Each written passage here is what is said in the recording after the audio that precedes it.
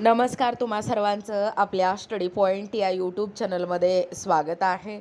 तर 8 पे commission update. सरकारी कर्मचाऱ्यांची लॉटरी. 8व्या वेतन आयोगाने पगारात होणार बंपर वाढ. 2.57 फिटमेंट फॅक्टरने किती वाढेल नेमकं पगार, याबद्दल संपूर्ण सविस्तर माहिती या व्हिडिओच्या माध्यमातून आपण जाणून घेणार आहोत. तत्पूर्वी तुम्ही जर आपल्या स्टडी पॉईंट या यूट्यूब चॅनलवरती जर नवीन असाल तर आपल्या या चॅनलला लगेचच लाईक आणि सबस्क्राईब करायला विसरू नका. चला तर मग वेळ वाया न घालवता सरकारी कर्मचाऱ्यांची ही लॉटरी कशा पद्धतीने आहे ते या ठिकाणी आपण जाणून घेऊया. बघा, या ठिकाणी तुम्ही टायटल पाहू शकता. टायटल काय आहे बघा, 8 पे कमिशन अपडेट. सरकारी कर्मचाऱ्यांची लॉटरी. 8व्या वेतन आयोगाने पगारात होणार बंपर वाढ. 2.57 फिटमेंट फॅक्टरने किती वाढेल पगार, पहा 8 पे कमिशन सॅलरी कॅल्क्युलेशन. सध्या कर्मचाऱ्यांची 8व्या वेतन आयोगाबद्दलची उत्सुकता वाढली आहे. वेतन कधी लागू होईल व त्यानंतर केंद्रीय कर्मचाऱ्यांच्या पगारात किती होणार याची वाट कर्मचारी आणि पेन्शनधारक पाहत आहेत. नव्या वेतन आयोगात पगारवाढ किती होईल हे देखील प्रामुख्याने फिटमेंट फॅक्टरवर अवलंबून राहणार आहे.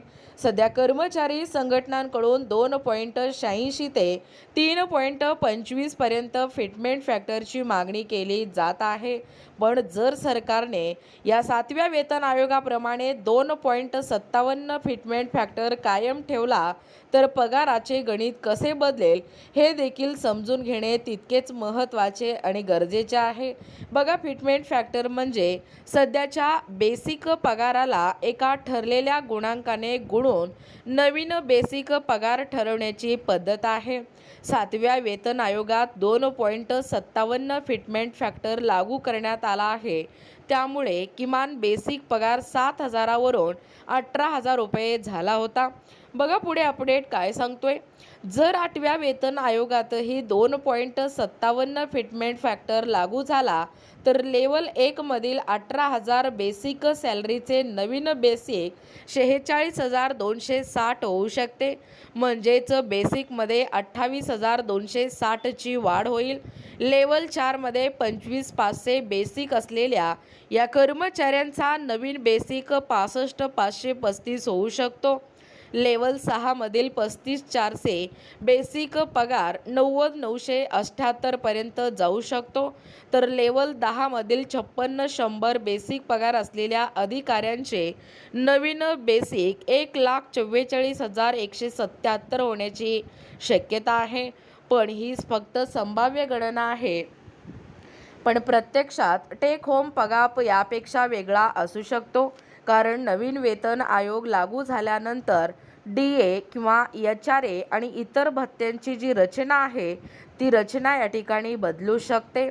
नवीन वेतन आयोग लागू होताना विद्यमान म्हणजे DA हे 0 करून नव्या बेसिक पगारावर त्याची गणना सुरू केली जाते.